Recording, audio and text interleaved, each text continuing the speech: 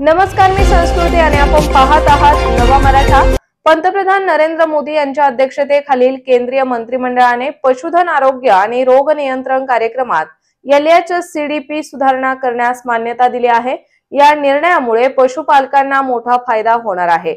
पशुधनाचे आरोग्य सुधारणे आणि रोगांवर नियंत्रण मिळवणे हा या कार्यक्रमाचा मुख्य उद्देश आहे। यासाठी केंद्र सरकारने 3880 कोटी रुपयांची योजना मंजूर केली आहे।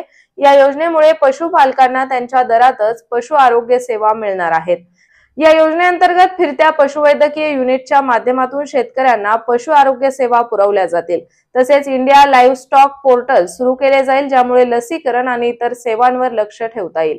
या निर्णयामुळे पशुपालकांच्या उत्पन्नात वाढ होईल आणि पशुधन अधिक सुरक्षित राहील असा विश्वास केंद्र सरकारने व्यक्त केला आहे।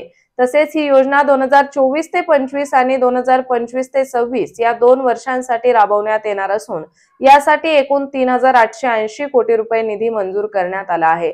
यातील 75 कोटी रुपये पशुवैद्यकीय औषधांच्या विक्रीसाठी अनुदान स्वरूपात दिले जाणार आहेत, जेणेकरून शेतकऱ्यांना परवडणाऱ्या दरात औषधे उपलब्ध होतील।